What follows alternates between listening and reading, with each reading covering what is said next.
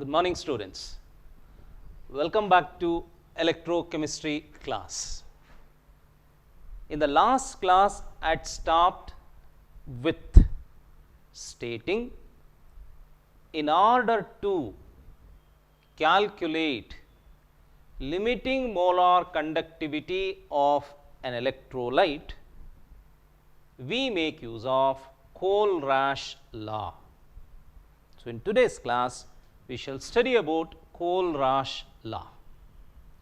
So, ಇಂದಿನ ತರಗತಿಯಲ್ಲಿ ನಾವು ಕೋಲ್ರಾಶ್ ನಿಯಮವನ್ನು ಚರ್ಚಿಸೋಣ. So it is all about Kohlrausch law. KOHLRAUSCH Kohlrausch law.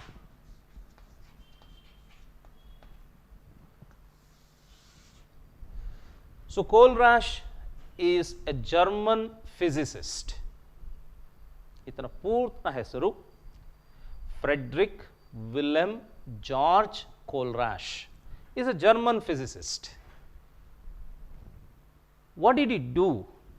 He examined limiting molar conductivity of number of strong electrolytes. He examined limiting molar conductivity of a number of strong electrolytes. Absurd ಅಂದರೆ ಏನು? ಅಧ್ಯಯನ ಮಾಡ್ತಾನೆ. ಆ ಅಧ್ಯಯನದ ಫಲ ಏನು? ಈ absurd A few ರೆಗ್ಯುಲಾರಿಟೀಸ್, ಕೆಲವೊಂದು ನಿಯಮಿತವಾದ ಲಕ್ಷಣಗಳನ್ನು ಆತ ಗಮನಿಸ್ತಾನೆ. So what are the regular observations are the features? ಅವುಗಳನ್ನ ಅಧ್ಯಯನ ಮಾಡಿದಾಗ ಕಂಡುಬರುವಂತಹ ಅಂಶಗಳು ಏನು? ಮೊದಲನೇದು, ಈ observe that limiting molar conductivity of, few examples I am quoting. The limiting molar conductivity of KCl minus limiting molar conductivity of NaCl.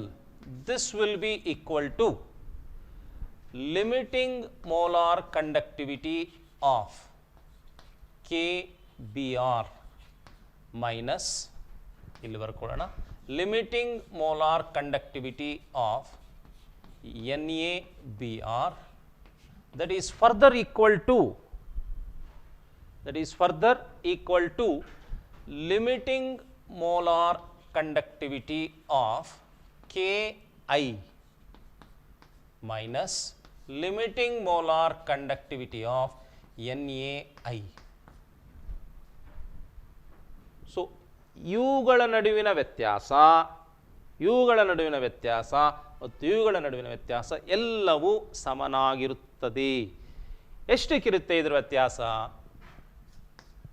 23.4 Siemens centimeter square per mole. ಈ value ನನಗೆ ಗೊತ್ತಿರೋದ್ರಿಂದ ಬರೆದಿದ್ದೀನಿ, ಇದನ್ನು ನೀವೇನು ನೆನಪಿಟ್ಕೊಳ್ಬೇಕಾಗಿಲ್ಲ. ಆದರೆ ನೀವು ಇಲ್ಲಿ ಗಮನಿಸಬೇಕಾದ ಅಂಶ ಇಷ್ಟೇ, limiting molar conductivity of KCl minus limiting molar conductivity of NaCl. ಇಲ್ಲೇನಾಗಿದೆ? Cl ಒಂದೇ ಆಗಿದೆ. ಹಾಗಿದ್ರೆ ಇದು ಯಾವುದರ ವ್ಯತ್ಯಾಸ? limiting molar conductivity of K plus limiting molar conductivity of Na plus. ಇಲ್ಲೂ ಕೂಡ Br ಒಂದೇ ಆಗಿದೆ. ಹಾಗಿದ್ರೆ ಇದು ಯಾವುದರ ವ್ಯತ್ಯಾಸ? limiting molar conductivity of K plus limiting molar conductivity of Na plus. ಮೂರನೇದರಲ್ಲಿ ಇಲ್ಲೂ ಅಯೋಡೈಡ್ ಸೇಮ್ ಇದೆ. ಆದ್ದರಿಂದ limiting molar conductivity of K plus minus limiting molar conductivity of Na plus. ಇದು ಒಂದೇ ಆಗಿರಬೇಕಲ್ವಾ? ಒಂದೇ ಆಗಿದೆ. 23.4 Siemens centimetre square per mole. ಆ ವ್ಯಾಲ್ಯೂನ್ centimetre ಸ್ಕ್ವೇರಲ್ಲಿ ಹೇಳಿರೋದ್ರಿಂದ ಅಷ್ಟರಲ್ಲಿ ಹೇಳಿದ್ವಿ. ಸೊ ಅದನ್ನೇ ನೀವು ಮೀಟರ್ ಸ್ಕ್ವೇರ್ಗೂ ಕನ್ವರ್ಟ್ ಮಾಡ್ಕೊಂಡು ಹೇಳ್ಬೋದು. ಇದು ಒಂದು ಸಿಮಿಲಾರಿಟಿ ಅಥವಾ ರೆಗ್ಯುಲಾರಿಟಿ ಆಯಿತು. ಇನ್ನೊಂದು ರೆಗ್ಯುಲಾರಿಟಿ ಏನು?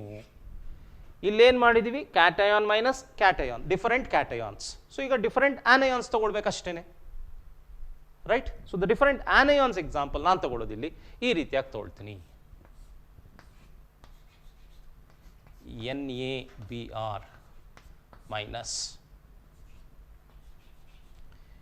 NaCl ಈಕ್ವಲ್ಸ್ ಇನ್ನೊಂದು ಎಕ್ಸಾಂಪಲ್ ಇದಕ್ಕೆ ತೊಗೊಂಡ್ಬಿಟ್ರೆ ಆಯಿತು.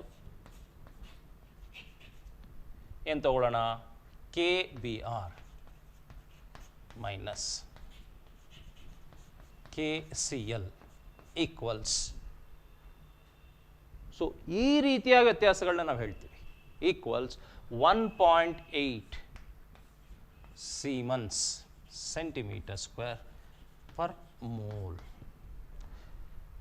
ನೋಡಿ, ಇದು ಟೆಕ್ಸ್ಟ್ ಬುಕ್ಕಲ್ಲಿ ಕೊಟ್ಟಿರುವಂಥ ದತ್ತಾಂಶ. ಅದನ್ನು ತಗೊಂಡು ನಾವೇನು ಅರ್ಥ ಮಾಡ್ಕೊಳ್ಬೇಕು ಅಂತ ನಾನು ಎಕ್ಸ್ಪ್ಲೇನ್ ಮಾಡ್ತಾ ಇದ್ದೀನಿ. ಇದರ ಪ್ರಕಾರ ಏನು? NA ಸೇಮ್ ಇದೆ, ಆದ್ದರಿಂದ ಇದು ವ್ಯತ್ಯಾಸ ಯಾವುದು? Limiting molar conductivity of bromide minus limiting molar conductivity of chloride, that is equal to limiting molar conductivity of bromide minus limiting molar conductivity of chloride, that should be equal to 1.8 Siemens centimeter square per mole. ಇದು ಏನನ್ನು ಸೂಚಿಸುತ್ತೆ ಗೊತ್ತಾ? If you want to calculate limiting molar conductivity of an electrolyte, you can calculate if you know limiting molar conductivity of individual ions. ಅಯಾನ್ಗಳ limiting molar conductivity ಗೊತ್ತಿದ್ದರೆ ಆ ಅಯಾನ್ಗಳ ಒಟ್ಟುಗೂಡುವಿಕೆಯಿಂದ ಆಗುವ ಎಲೆಕ್ಟ್ರೋಲೈಟ್ನ limiting molar ಕಂಡಕ್ಟಿವಿಟಿನ ಕಂಡುಹಿಡಿಯಬಹುದು. ಈ ಒಂದು ಜನರಲೈಸೇಷನ್ನ ನಿಯಮವಾಗಿ ಕೊಡುತ್ತಾನೆ ಕೋಲ್ರಾಶ್. ಅದನ್ನೇ ಕೋಲ್ರಾಶ್ ಲಾ ಅಂತ ಹೇಳ್ತೀವಿ. ಈ ಕೋಲ್ರಾಶ್ ಲಾ ಅನ್ನೋದಕ್ಕೆ ಕಂಪ್ಲೀಟ್ ಹೆಸರು ಈ ರೀತಿ ಇದೆ: ಕೋಲ್ರಾಶ್ ಲಾ ಆಫ್, ಇಲ್ಲಿ ಬರೆದು ಬಿಡ್ತೀನಿ, Kohlrausch law of independent migration of ions. Independent migration of ions. ಇದನ್ನು ಸರ್ವೇ ಸಾಮಾನ್ಯವಾಗಿ ಕೋಲ್ರಾಶ್ ಲಾ ಅಂತಲೇ ಹೇಳ್ತೀವಿ, ಆದರೆ ಇದರ ಸಂಪೂರ್ಣ ಶೀರ್ಷಿಕೆ Kohlrausch law of independent migration of ions. So ಅದು ಯಾಕೆ ಅನ್ನೋದನ್ನು ಎಕ್ಸ್ಪ್ಲೇನ್ ಮಾಡ್ತಾ ನಿಮ್ಗೆ ಹೇಳ್ತೀನಿ. ಸೊ ಈಗ ಮೊದಲನೇದಾಗಿ ಸ್ಟೇಟ್ಮೆಂಟ್ ಬರೆದು ಬಿಡೋಣ. ಈ ನಿಯಮವನ್ನು ಸ್ಟೇಟ್ ಕೋಲ್ರಾಶ್ ಲಾ ಅಂತ ಹೇಳ್ತಾರೆ. ಸೊ ಹೇಗಿದೆ ಹಾಗೆ ಬರೀಬೇಕು. So what is Kohlrausch law? The limiting molar conductivity, the limiting molar conductivity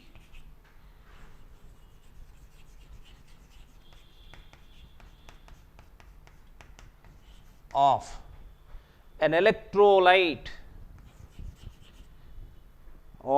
an electrolyte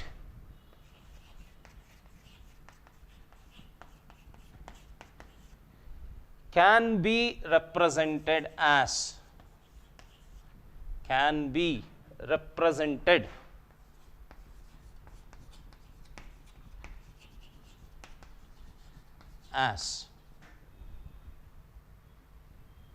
sum of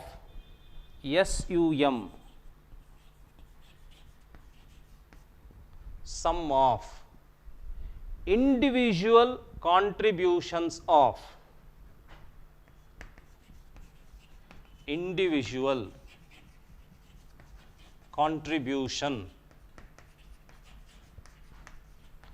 of anion and cation of the electrolyte in the electrolyte ಅಂತಾನೆ ಹೇಳ್ತಾರೆ.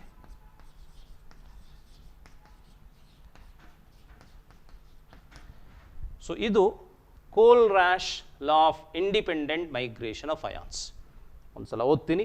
The limiting molar conductivity of an electrolyte can be represented as sum of individual contributions of anion and cation of the electrolyte. Individual contribution of anion and cation of the electrolyte. So ಇಲ್ಲಿ contributions ಅಂತಾನೆ ಸೇರಿಸ್ಕೊಳ್ಳೋಣ, ಎಲ್ಲೂ ಸರಿಯಾಗಿ ಅರ್ಥ ಆಗುತ್ತೆ. Contributions of anion and cation of the electrolyte. ಈಗ ಒಂದು ಉದಾಹರಣೆ ತಗೊಳ್ಬೇಕಲ್ವಾ, ಆಗಲೇ ಇದು ನಮಗೆ ಚೆನ್ನಾಗಿ ಅರ್ಥ ಆಗೋದು. ಸೊ ನಾನೀಗ limiting molar conductivity lambda M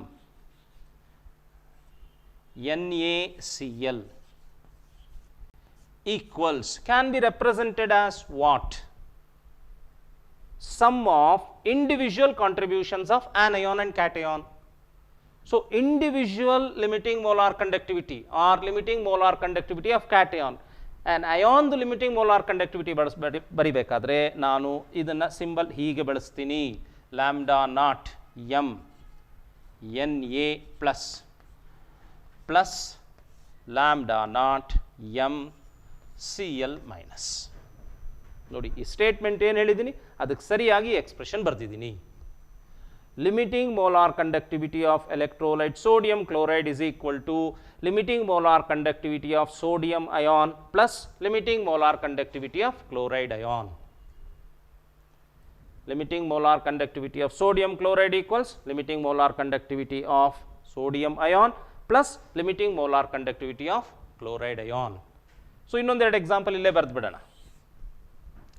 Limiting molar conductivity of acetic CH3COO Na sodium acetate equals ಇದೇ ರೀತಿ sum of limiting molar conductivity of ions cation and anion. ಇಲ್ಲಿ ಬರ್ಕೊಳ್ಳೋಣ, limiting molar conductivity of CH3COO minus plus limiting molar conductivity of Na plus ion.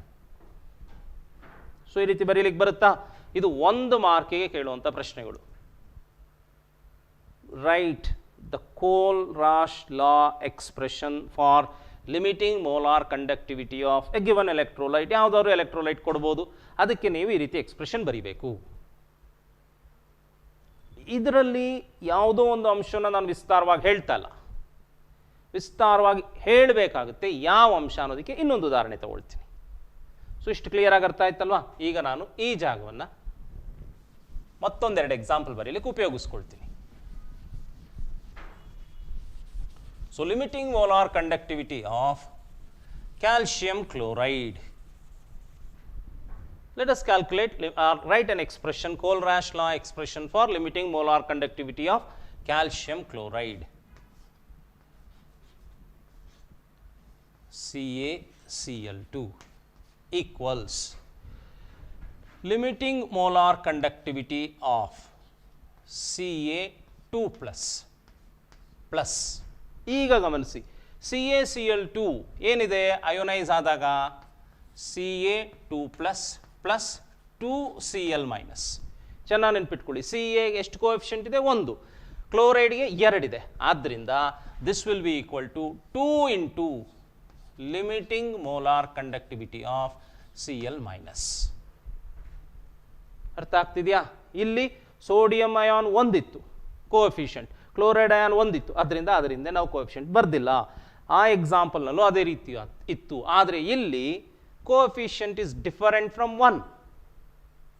So ಆದ್ದರಿಂದ ಅದನ್ನು ನಾವು ಬರೀಬೇಕು. ಈಗ 2 ಏನೇನು ಸೂಚಿಸುತ್ತೆ? The number of anions. ಇಲ್ಲಿ ಏನು ಇಲ್ಲ ಅಂದರೆ ಏನರ್ಥ? 1. The number of cation is 1, the number of anion is 2. So when it is other than 1 it should be mentioned. ಇನ್ನೊಂದೆರಡು ಎಕ್ಸಾಂಪಲ್ ಬರೆದ್ರೆ ಸ್ಪಷ್ಟವಾಗಿ ಅರ್ಥ ಆಗುತ್ತೆ. So let me go to another example. The example is limiting molar conductivity of Al2SO4 thrice. This is equal to limiting molar conductivity of Al3+. ನೋಡಿ ಎಷ್ಟು Al3+ ಆಗುತ್ತೆ? 2. Therefore 2 into limiting molar conductivity of aluminium cation plus limiting molar conductivity of sulfate anion. ಎಷ್ಟು sulfate anion? 3. So in general ಏನು ಬರೀಬೋದು ನಾನು? For any electrolyte whose limiting molar conductivity is to be calculated is equal to number of cations, limiting molar conductivity of cation plus number of anion into limiting molar conductivity of anion. ಇದು general expression. So ಇಷ್ಟಾದ ಮೇಲೂ ನಾನು ಕೋಲ್ರಾಶ್ ಲಾ ಹೇಳಿದ್ದೇನೆ ಹೊರತು independent migration of ions ಏನಂತ ಹೇಳಿಲ್ಲ. So ಇದನ್ನು ಹೇಳಬೇಕು. So ಈಗಿಷ್ಟು ಅರ್ಥ ಆಯ್ತಲ್ವಾ? ಇದನ್ನು 1 ಮಾರ್ಕಿನ ಪ್ರಶ್ನೆಗಳಲ್ಲಿ ಕೇಳ್ತಾರೆ. ಸ್ಟೇಟ್ ಕೋಲ್ರಾಶ್ ಲಾ ಅಥವಾ Kohlrausch law of independent migration of ions. Write expression for limiting molar conductivity of an electrolyte according to Kohlraasch law ಅಂತ ಹೇಳಿ ಈ ರೀತಿ ಪ್ರಶ್ನೆಗಳು ಕೇಳ್ತಾರೆ. ಸೊ ಇದು ಅರ್ಥ ಆದ್ರೇ ನಾವು ನೆಕ್ಸ್ಟ್ ನ್ಯೂಮರಿಕಲ್ ಸಾಲ್ವ್ ಮಾಡಲಿಕ್ಕೆ ಸಾಧ್ಯ ಆಗುತ್ತೆ. ಸೊ ಯಾವುದೆಲ್ಲ ನ್ಯೂಮರಿಕಲ್ಸ್ ಬರುತ್ತೆ ಅನ್ನೋದನ್ನು ತೋರಿಸ್ತೀವಿ. ಸೊ ಇಷ್ಟಾದ್ಮೇಲಿಂದ ಈಗ ನಾನು ನಿಮಗೆ ಎಕ್ಸ್ಪ್ಲೇನ್ ಮಾಡಬೇಕಾಗಿರೋದು what is the importance of independent migration of ions. So ಇದನ್ನು ನಾವು ಅರ್ಥ ಮಾಡ್ಕೊಳ್ಳೋಣ. ಅದಾದಮೇಲಿಂದ ಮುಂದುವರಿಯೋಣ. ಸೊ ಮತ್ತೊಂದು ಸಲ ಇದು ಓದ್ಬಿಡ್ತೀನಿ. The limiting molar conductivity of an electrolyte can be represented as sum of individual contributions of anion cation of the electrolyte. ಅದಕ್ಕೆಲ್ಲ ಎಕ್ಸ್ಪ್ರೆಷನ್ ಬರೆದಿದ್ದೀವಿ.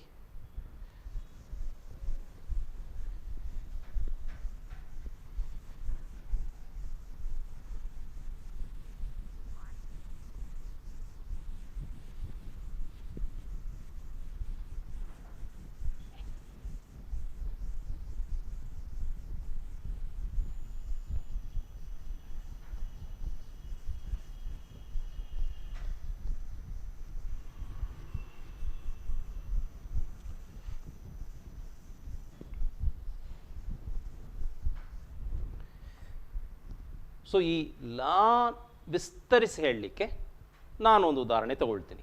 ಅಲ್ಲಿ take sodium chloride in water.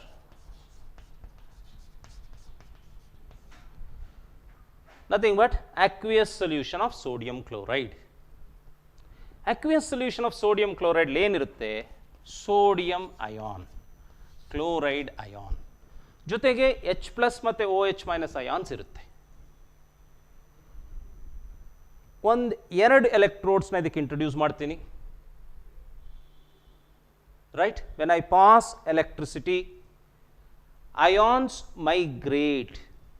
Ions ಒಂದು ಕಡೆಗೆ ಒಂದರಿಂದ ಮತ್ತೊಂದು ಕಡೆಗೆ ವಲಸೆ ಹೋಗುತ್ತೆ. ಮೈಗ್ರೇಷನ್ ಅಂದ್ರೆ ಅದು. ಸೊ ಈಗ ನಿಮಗೆ ಗೊತ್ತಿದೆ sodium ion, this is cation, this is anion. So sodium will move towards cathode ಅಲ್ವಾ? Chloride will move towards anode. Sodium chloride ನೀರಿನಲ್ಲಿ ಹಾಕಿದ ತಕ್ಷಣ ಅಯೋನೈಸೇಷನ್ ಆಗುತ್ತೆ. Arrhenius theory of ionization. So when an electrolyte is dissolved in water, it undergoes ionization. Ionization is spontaneous. Ionization is reversible. So ಈಗ ಅಷ್ಟೆಲ್ಲ ವಿಷಯಗಳನ್ನ ಹೇಳಿದ ಮೇಲಿಂದ Na+ will go to cathode, Cl- will go to anode. ಯಾವುದೋ ಒಂದು ಕಾನ್ಸಂಟ್ರೇಷನ್ನಲ್ಲಿ ನಾನು ಈಗ ಸೊಲ್ಯೂಷನ್ನ ತಯಾರು ಮಾಡಿದ್ದೀನಿ.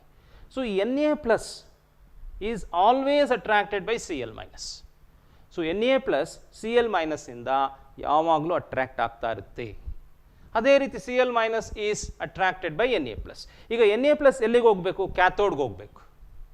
ಕ್ಯಾಥೋಡ್ ಚಾರ್ಜ್ ಏನು ಇಲ್ಲಿ? ನೆಗೆಟಿವ್. ಆ್ಯನೋಡ್ ಚಾರ್ಜ್ ಏನು? ಪಾಸಿಟಿವ್. ಸೊ ಈ cation should go to cathode. ಈ ರೀತಿ ಹೋಗಬೇಕಾದ್ರೆ ಇದು ಇದರಿಂದ ಬೇರ್ಪಟ್ಟು ಹೋಗಬೇಕು. When concentration is higher, when concentration is higher ಈ ಅಟ್ರಾಕ್ಷನ್ ಜಾಸ್ತಿ ಇರುತ್ತೆ. ಆದ್ದರಿಂದ ಇದು ಸರಾಗವಾಗಿ ಅಥವಾ ಸಲೀಸಾಗಿ ಇಲ್ಲಿಗೆ ಹೋಗಲ್ಲ. ಇದು ಈ ಕಡೆಗೆ ಹೋಗೋದು ಇದರಿಂದ ಎಷ್ಟು ಬೇರ್ಪಡಿಸ್ಕೊಳ್ಳಿಕ್ಕೆ ಸಾಧ್ಯ ಇದೆಯೋ ಅದರ ಮೇಲೆ ನಿರ್ಧಾರ ಆಗಿರುತ್ತೆ. ಸರಿನಾ? ಈಗ ಐ ವಿಲ್ ಡೈಲ್ಯೂಟ್ ದಿಸ್. ಇದನ್ನ ಡೈಲ್ಯೂಟೆಡ್. ಡೈಲ್ಯೂಟೆಡ್ ಅಂದ್ರೆ ಏನು? ಸಾಲ್ವೆಂಟ್ ಆ್ಯಡ್ ಮಾಡ್ತೀನಿ. ಸಾಲ್ವೆಂಟ್ ಆ್ಯಡ್ ಮಾಡಿದಾಗ ಏನಾಗುತ್ತೆ? ಅಯಾನ್ಸ್ಗಳ ಸಂಖ್ಯೆ ಕಡಿಮೆ ಆಗ್ತಾ ಹೋಗುತ್ತೆ. ಯಾವುದಕ್ಕೆ ಹೋಲಿಸ್ಕೊಂಡಾಗ? ಸಾಲ್ವೆಂಟ್ಗೆ ಹೋಲಿಸ್ಕೊಂಡಾಗ ಅಯಾನ್ಗಳ ಸಂಖ್ಯೆ ಕಡಿಮೆ ಆಗುತ್ತೆ. ಈ ಅಯಾನ್ಸ್ಗಳ ಮಧ್ಯದಲ್ಲಿ ವಾಟರ್ ಬರುತ್ತೆ. ಸೊ ಈ ರೀತಿ ವಾಟರ್ ಬಂದಾಗ ಈ Na+ ಮತ್ತು Cl- ಮಧ್ಯೆ ಒಂದು ತೆರೆ ಏರ್ಪಡುತ್ತೆ. ಆ ರೀತಿ ತೆರೆ ಏರ್ಪಟ್ಟಾಗ Na+ will not be attracted by chloride. Similarly chloride will not be attracted by Na+. ಈಗ Na+ ಕ್ಲೋರೈಡ್ನ ಆಕರ್ಷಣೆಯಿಂದ ಹೊರ ಹೋಗುತ್ತದೆ ಅಥವಾ ಕ್ಲೋರೈಡ್ನ ಆಕರ್ಷಣೆಯಿಂದ ಮುಕ್ತಿ ಹೊಂದುತ್ತದೆ ಅಥವಾ ಮುಕ್ತವಾಗುತ್ತದೆ, ಮುಕ್ತವಾಗಿ ಕ್ಯಾಥೋಡ್ ಕಡೆಗೆ ಚಲಿಸುತ್ತದೆ. ಇನ್ನೂ ಹೇಳಬೇಕು ಅಂದರೆ ಈ ಲಾ ಹೆಸರಿನಲ್ಲಿ when it is diluted the sodium ion will be free from the attraction of chloride ion. Similarly, chloride ion will be free from the attraction of Na+. Their movement will be independent of the other ion. ಇದರ ಮೇಲೆ ಯಾವುದೇ ರೀತಿ ನಿರ್ಧರಿಸಿರುವುದಿಲ್ಲ ಅಥವಾ ಆಧಾರವಾಗಿರುವುದಿಲ್ಲ, ಇದು ಮುಕ್ತವಾಗಿ ಚಲಿಸುತ್ತದೆ. ಈ ಒಂದು ಸಿಚುವೇಶನ್ನಲ್ಲಿ ಇವುಗಳು ಚಲಿಸುವುದನ್ನೇ ನಾವು Kohlrausch law of independent migration of ions ಅಂತ ಹೇಳ್ತೀವಿ. ಇದು ಯಾಕೆ ಇಂಪಾರ್ಟೆಂಟು ನೋಡಿ, ಸೋಡಿಯಂ ಅಯಾನ್ ಕ್ಯಾಥೋಡಿಗೆ ಬರುತ್ತೆ. ಕ್ಯಾಥೋಡಿಗೆ ಬಂದು ಏನು ಮಾಡುತ್ತದು? Na plus electron becomes Na. Chloride ion ಏನು ಮಾಡುತ್ತೆ? ಇಲ್ಲಿಗೆ ಹೋಗಿ Cl minus will change to Cl2 plus electron, ಇಲ್ಲಿ ಹಾಫ್ Cl2 ಅಂತ ಬ್ಯಾಲೆನ್ಸ್ ಮಾಡ್ಲಿಕ್ಕೆ ಬರ್ತೀವಿ. ನೋಡಿ, ಇಲ್ಲಿ ಎಲೆಕ್ಟ್ರಾನ್ನ ಪಡ್ಕೊಳ್ಳುತ್ತೆ, ಇಲ್ಲಿ ಎಲೆಕ್ಟ್ರಾನ್ನ ಕೊಡುತ್ತೆ. ಅದರ ಅರ್ಥ ಏನು? ದ್ರಾವಣದ ಮುಖಾಂತರ ವಿದ್ಯುತ್ ಪ್ರವಹಿಸ್ತಾ ಇದೆ. ಇದನ್ನು ಕೊಂಡೊಯ್ಯುವಂಥ ಸಾಧನ ಯಾವುದು? Ion. So ions are the carriers. Na+ ಇಲ್ಲಿಂದ ಇಲ್ಲಿಗೆ ಮೂವ್ ಆಗ್ತಿದೆಯಲ್ಲ, ಏನನ್ನು ಕೊಂಡೊಯ್ತಾ ಇದೆ? ಅದು ವಿದ್ಯುತ್ತನ್ನು ಕೊಂಡೊಯ್ತಾ ಇದೆ. Cl- ಅಲ್ಲಿಗೆ ಹೋಗ್ತಾ ಇದೆಯಲ್ಲ, ಏನನ್ನು ತಗೊಂಡು ಹೋಗ್ತಾ ಇದೆ? ವಿದ್ಯುತ್ತನ್ನು ಕೊಂಡೊಯ್ತಾ ಇದೆ. ಈ ಒಂದು ವಿದ್ಯುತ್ನ ಅಂಶವನ್ನು ತಗೊಂಡು ಹೋಗುತ್ತಲ್ಲ ions, that is called transport number. The amount of electricity or current carried by an ion is called transport number. ಎಷ್ಟು ವಿದ್ಯುತ್ನ ಅಂಶವನ್ನು ಇದು ಇಲ್ಲಿಗೆ ಕೊಂಡೊಯ್ಯುತ್ತೆ, ಎಷ್ಟು ವಿದ್ಯುತ್ ಅಂಶವನ್ನು ಇದು ಇಲ್ಲಿಗೆ ಕೊಂಡೊಯ್ಯುತ್ತೆ, ನಮಗೆ ಚೆನ್ನಾಗಿ ಗೊತ್ತಿದೆ. A unit electric charge is nothing but what is the value? The amount of electricity conducted or carried by an electron. ಅಷ್ಟು ಅಂಶವನ್ನು ಇದು ಕೊಂಡೊಯ್ತಾ ಇದೆ. So this is what we call Kohlrausch law of independent migration of ions. So ಇದು ಯಾವ ಸ್ಥಿತಿಯಲ್ಲಿ ಸಾಧ್ಯ? When it is infinitely diluted. ಈ ಇನ್ಫಿನಿಟ್ಲಿ ಡೈಲ್ಯೂಟೆಡ್ ಆಗಿದಾಗ ಕಾನ್ಸಂಟ್ರೇಷನ್ ಏನಾಗುತ್ತೆ? Concentration approaches zero. Therefore the molar conductivity becomes limiting molar conductivity. Molar conductivity becomes limiting molar conductivity at concentration approaches zero ಅನ್ನೋದನ್ನ ಹೇಗೆ ತೋರಿಸ್ತೀವಿ? ಡೈಲ್ಯೂಷನ್ ಏನಾಗಿರುತ್ತೆ? Infinity ಆಗಿರುತ್ತೆ. ಆದ್ದರಿಂದ ಇದನ್ನು ಈ ರೀತಿಯೂ ತೋರಿಸ್ಬೋದು. ಸೊ ಇವೆರಡೂ ಒಂದೇನೆ. So this is molar conductivity. These two are limiting molar conductivity. This is limiting molar conductivity at zero concentration or when concentration approaches zero. This is limiting molar conductivity when dilution is infinite. At infinite dilution, movement of ions is independent of the other ion. ಇನ್ನೊಂದು ಅಯಾನ್ನ ಮೇಲೆ ಇದು ನಿರ್ಧಾರವಾಗಿರೋದಿಲ್ಲ, independent ಆಗಿ move ಆಗುತ್ತೆ. So that is called Kohlrausch law of independent migration of ions. So ಇದರಿಂದ ಏನನ್ನು ನಾವು ಕಂಡುಹಿಡಿಬೋದು? ಈಗಾಗಲೇ ಹೇಳಿರೋ ರೀತಿ limiting molar conductivity of an electrolyte. ಯಾವಾಗ? When I know limiting molar conductivities of cation and anion. So ಈಗ ನಾನು limiting molar conductivity of calcium chloride ಅನ್ನು ಕಂಡುಹಿಡಿಬೋದು. ಹೇಗೆ? ನನಗೆ limiting molar conductivity of calcium 2+ ಗೊತ್ತಿರಬೇಕು, limiting molar conductivity of chloride ion ಗೊತ್ತಿರಬೇಕು. ಆಗ limiting molar conductivity of calcium chloride can be calculated. So this is the first application of Kohlrausch law, to calculate limiting molar conductivity of an electrolyte. How do I do that? When I know limiting molar conductivities of cation and anions. So that is the first application. So ಈಗ ಒಂದು weak ಎಲೆಕ್ಟ್ರೋಲೈಟ್ಗೆ ಇದನ್ನು apply ಮಾಡೋಣ. ಅದಾದಮೇಲಿಂದ ನನಗೆ ಕೆಲವೊಂದು ಅಂಶಗಳು ಸಿಗುತ್ತೆ, ಅದನ್ನು ಹೇಳಿ ಈ ಒಂದು ಚರ್ಚೆಯನ್ನು ಮುಗಿಸೋಣ.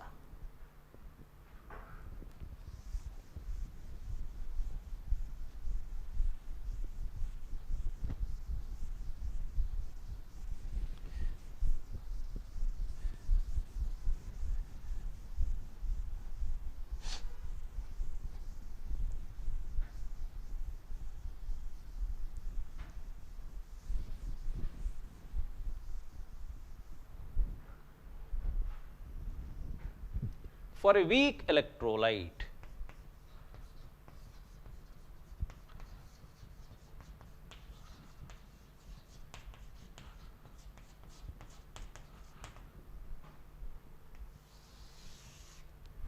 ಇದಕ್ಕೊಂದು ಎಕ್ಸಾಂಪಲ್ ಕೂಡ ತಗೊಂಡು ನೆನೆ ಒಂದು ಗ್ರಾಫ್ ರಚಿಸಿದ್ವಿ. ಅಸ್ಟಿಕ್ ಆಸಿಡ್ ಎಕ್ಸಾಂಪಲ್ ತಗೊಂಡಿದ್ವಿ. ಈಗ for a weak electrolyte, for a weak electrolyte alpha value ಅಂತ ಹೇಳ್ತೀವಿ, ಡಿಗ್ರಿ ಆಫ್ ಡಿಸೋಸಿಯೇಷನ್.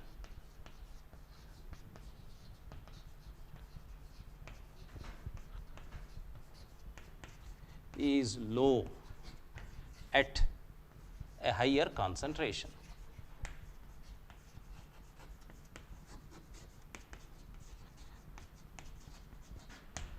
ಸೊ ಇದು ವೀಕ್ ಮತ್ತು ಸ್ಟ್ರಾಂಗ್ ಎಲೆಕ್ಟ್ರೋಲೈಟ್ ನಡುವಿನ ವ್ಯತ್ಯಾಸ. For a weak electrolyte, alpha degree of dissociation is low at a higher concentration, whereas for a strong electrolyte, alpha value is always maximum and it will be equal to 1. But for a weak electrolyte, alpha value will be low at a higher concentration. When I dilute this, on dilution,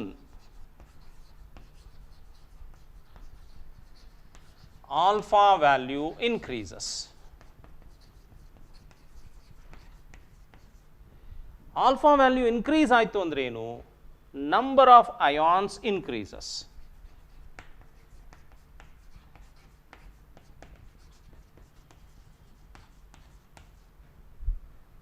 Alpha value increase ಆಯಿತು ಅಂದರೆ number of ions increases.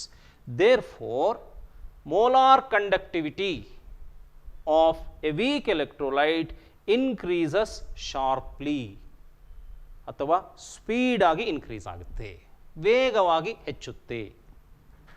Therefore, for a weak electrolyte,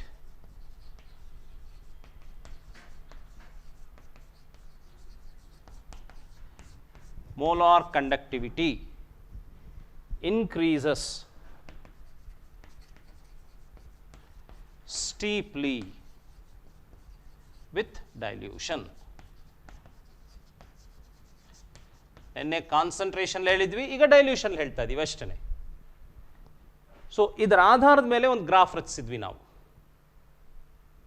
ಆ ಗ್ರಾಫ್ನ ಸಹಾಯದಿಂದ ನಾವು ಇದನ್ನು ಮತ್ತೊಂದ್ಸಲ ಹೇಳ್ಬೋದು. So ಆ graph ಯಾವ ರೀತಿ ಇತ್ತು ಅಂತ ಇಲ್ಲಿ ಕ್ವಿಕ್ ಆಗಿ ಚಿಕ್ಕದಾಗಿ ಬರುತ್ತೆ, ತೋರಿಸ್ಬಿಡ್ತೀನಿ. ಸೊ ಇಲ್ಲಿ ಲ್ಯಾಂಬ್ಡಾ ಎಮ್, ಇಲ್ಲಿ square root of C. For a weak electrolyte acetic acid, as dilution increases, ನೋಡಿ ರೂಟ್ ಸಿ ವ್ಯಾಲ್ಯೂ ಇದೆ. ಸೊ ಆಸ್ ಡೈಲ್ಯೂಷನ್ ಇನ್ಕ್ರೀಸಸ್, ಈ ವ್ಯಾಲ್ಯೂ ಈ ರೀತಿಯಾಗಿ ಬರುತ್ತೆ. This is for acetic acid.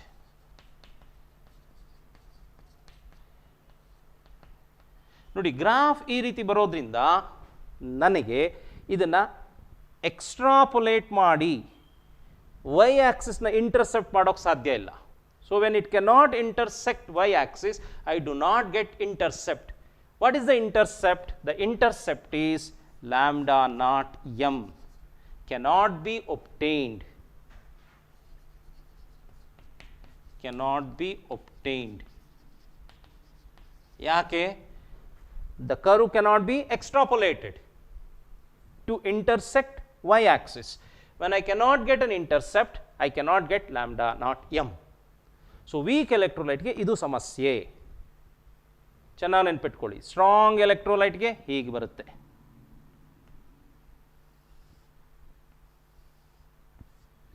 So ಇದು ಬಹಳ ಕಡಿಮೆ, ಅವಾಗ ಇಲ್ಲಿ ಇಂಟರ್ಸೆಪ್ಟ್ ಸಿಗುತ್ತೆ, ಅದನ್ನು ಮಾಡ್ಕೊಳ್ತೀವಿ ಸ್ಟ್ರಾಂಗ್ ಎಲೆಕ್ಟ್ರೋಲೈಟ್ಸ್ಗೆ. ಇದು ವೀಕ್ ಎಲೆಕ್ಟ್ರೋಲೈಟ್ಸ್ಗೆ. ಸೊ ಈ ರೀತಿ ಗ್ರಾಫ್ನಲ್ಲಿ ನಾನು ಎಕ್ಸ್ಟ್ರಾಪೊಲೇಟ್ ಮಾಡಿ ಇಂಟರ್ಸೆಪ್ಟ್ ಕಂಡುಹಿಡಿಯಲಿಕ್ಕೆ ಸಾಧ್ಯ ಇಲ್ಲ. ಸೊ ಇನ್ನೇನು ಮಾಡ್ಬೋದು? When I dilute and dilution reaches infinity, ಅಥವಾ concentration tends to be zero. ಇನ್ನೊಂದು ವಿಧಾನ ಏನು? ಮೋಲಾರ್ ಕಂಡಕ್ಟಿವಿಟಿ ಕಂಡುಹಿಡಲಿಕ್ಕೆ ಈ ಎಕ್ಸ್ಪ್ರೆಷನ್ ಇದೆ ನೋಡಿ. ಮೋಲಾರ್ ಕಂಡಕ್ಟಿವಿಟಿ ಈಕ್ವಲ್ಸ್ ಕಪ್ಪ ಇಂಟು ವಿ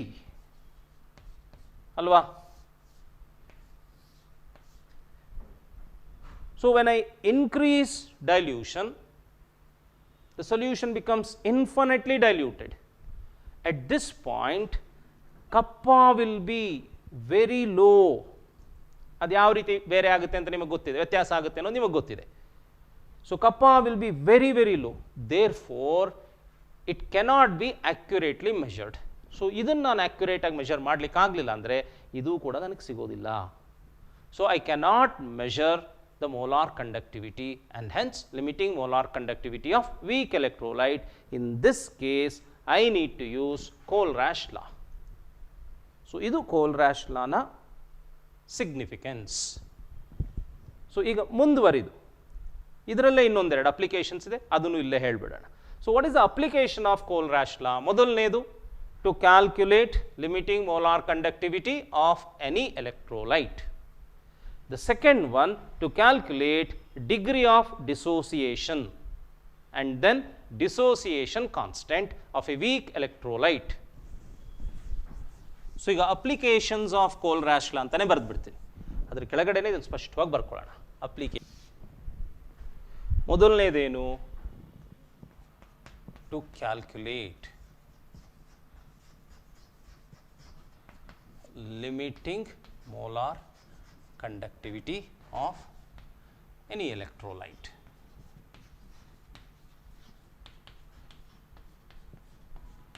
ಸೊ ಇಷ್ಟೇ ಬರೆದ್ರೆ ಸಾಕು. ಇದು ಯಾವಾಗ ಸಾಧ್ಯ? ನಮಗೆ limiting molar conductivity of ions in the electrolyte are known. ಎರಡನೇದು to calculate degree of dissociation.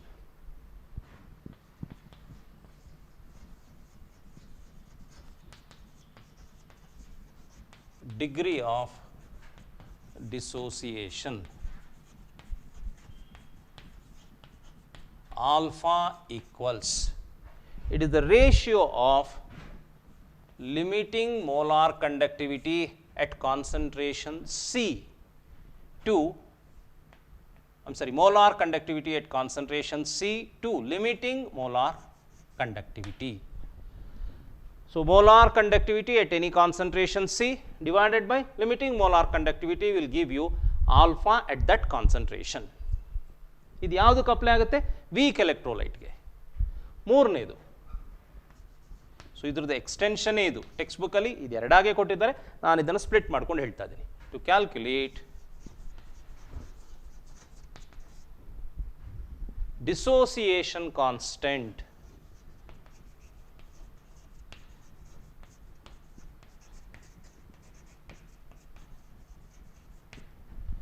of a weak electrolyte, of a weak electrolyte.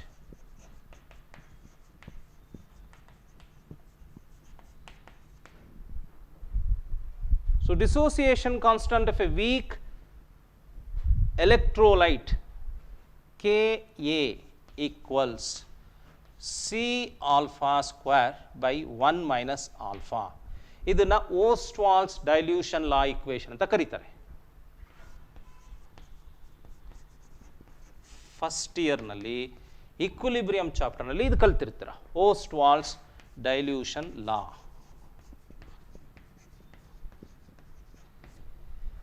ಈಗ ಮೇಲೆ ಆಲ್ಫಾ ಏನು ಅಂತ ಹೇಳಿದ್ದೀನಲ್ವಾ, ಅದನ್ನು ಆಲ್ಫಾ ವ್ಯಾಲ್ಯೂನ lambda M by lambda naught ಎಮ್ನಲ್ಲಿ ಹೇಳಿಬಿಡೋಣ ಅಷ್ಟೇ. So K A equals C ಅಂದರೆ ಕಾನ್ಸಂಟ್ರೇಷನ್, ಆಲ್ಫಾ ಅಂದರೆ lambda M divided by lambda naught m whole square divided by 1 minus lambda andre alpha andrenu lambda m divided by lambda naught m. ಇದನ್ನು simplify ಮಾಡಬೇಕು. ಇದನ್ನು simplify ಮಾಡಿ ನೆನಪಿಟ್ಕೊಂಡು ಬರೀಬೋದು, ಆದರೆ ಇಲ್ಲಿ simplify ಮಾಡಿಬಿಡ್ತೀನಿ ಯಾಕಂದರೆ ನಾನೂ ನೆನಪಲ್ಲಿ ಇಟ್ಕೊಂಡಿಲ್ಲ ಇದನ್ನು. ಸೊ ಈಗ ಬರೆಯೋಣ, C into lambda M square divided by, ಇದನ್ನು ಕೆಳಗಡೆ ಬರ್ಕೊಳ್ತೀವಲ್ವಾ, lambda naught M square into, ಇದನ್ನು ನಾನು ಈಗ ಸಿಂಪ್ಲಿಫೈ ಮಾಡ್ಕೊಂಡ್ಬಿಡ್ತೀನಿ, lambda naught M minus lambda M divided by lambda naught M. So ಇದನ್ನು ಫರ್ದರ್ ಸಿಂಪ್ಲಿಫೈ ಮಾಡಿಕೊಂಡ್ರೆ ಏನಾಗ್ಬೋದು, ಇಲ್ಲಿ ನೋಡಿ,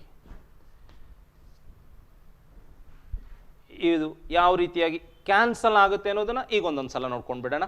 ಇಲ್ಲಿ ಏನು ಮಾಡಿದ್ದೀನಿ ನಾನೀಗ, lambda naught M minus lambda M by lambda naught M ಇಷ್ಟಾಗಿದೆ ಅಲ್ವಾ. ಈಗ ಇದನ್ನ ಮೇಲೆ ತಗೊಳ್ಳೋಣ. ನೋಡಿ, ಸಿ ಲ್ಯಾಂಬ್ಡಾ ನಾಟ್ ಎಮ್, ಸರಿ ಲ್ಯಾಂಬ್ಡಾ ನಾಟ್ ಬರೋದಿಲ್ಲ, ಲ್ಯಾಂಬ್ಡಾ ಸ್ಕ್ವೇರ್ ಬರ್ತಾ ಇದೆ. ಇಲ್ಲಿಗ 1 minus lambda M by lambda naught M, ಬೇಕಂದರೆ ಆಲ್ಫಾ ಅಂತಿದೆಯಲ್ಲ ಅದನ್ನು ಹಾಗೆ ತೊಗೊಂಡಿದ್ದೀನಿ. ಈಗ ನಾನು ಇಲ್ಲಿ ಮಾಡ್ತಿರೋದೇನು, ಲ್ಯಾಂಬ್ಡಾ ನಾಟ್ ಎಮ್, ಯಾಕಂದರೆ ಇದನ್ನಲ್ಲಿ ಕಾಮನ್ ತೊಗೊಂಡಿದ್ದೀನಿ. Lambda naught M equals lambda naught M minus lambda M, ಇಲ್ಲಿ ಲ್ಯಾಂಬ್ಡಾ ನಾಟ್ ಎಮ್ ಸ್ಕ್ವೇರ್ ಬರ್ತಾ ಇದೆ. ಈಗ ಇದು ಕ್ಯಾನ್ಸಲ್ ಆಗುತ್ತೆ. ಇದೊಂದೊಂದಾಗಿ ಮಾಡೋಣ.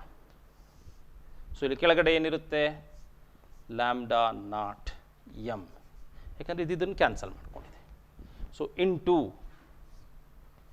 Lambda naught M minus lambda M. So ಇದನ್ನು ನಾನು ಸಿಂಪ್ಲಿಫೈ ಮಾಡಿಕೊಂಡ್ರೆ K A is equal to expression ಈ ರೀತಿ ಬರುತ್ತೆ. ಸೊ ಇಷ್ಟನ್ನು ಅಪ್ಲಿಕೇಶನ್ಸ್ ಆಫ್ ಕೋಲ್ರಾಶ್ ಲಾ ಇವೆರಡೂ for weak electrolytes.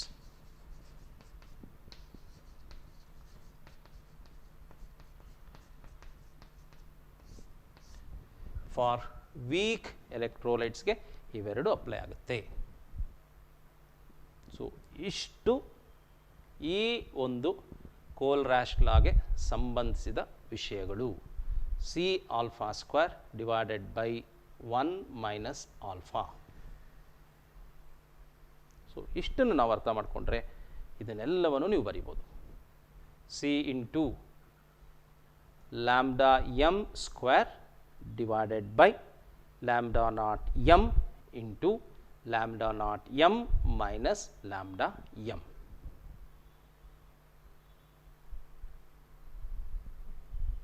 So with this I conclude this part.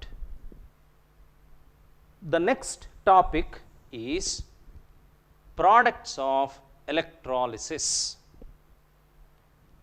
So before that I give you 2 minutes time to write down these things. ಇದನ್ನು ಬೇಗ ಬೇಗ ಬರ್ಕೊಳ್ಳಿ.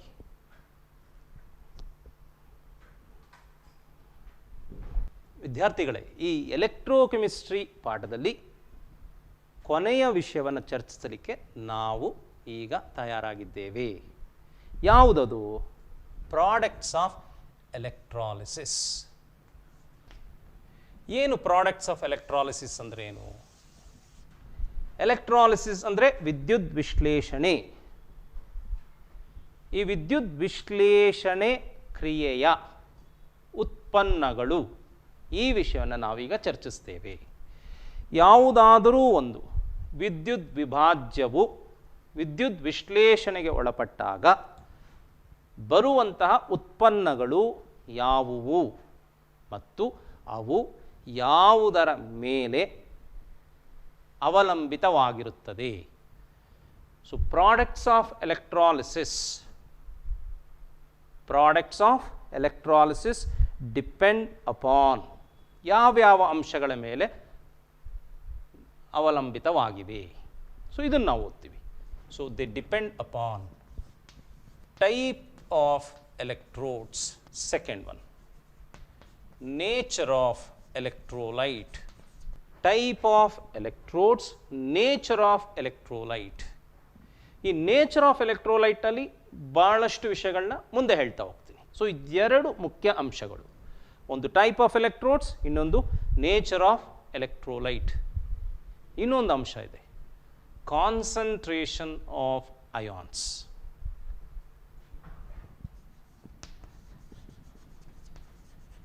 Concentrations ions. So ಈ ಮೂರು ಅಂಶಗಳ ಮೇಲೆ ಇದು ನಿರ್ಧಾರವಾಗುತ್ತದೆ. ಈಗ ಟೈಪ್ ಆಫ್ ಎಲೆಕ್ಟ್ರೋಡ್ಸ್ ಬಂದರೆ ಯಾವ್ಯಾವ ರೀತಿ ಟೈಪ್ ಇದೆ? ಎರಡು ಟೈಪ್ ಇದೆ. ಇನರ್ಟ್ ಎಲೆಕ್ಟ್ರೋಡ್, ಇನ್ನೊಂದು ಆಕ್ಟಿವ್ ಎಲೆಕ್ಟ್ರೋಡ್.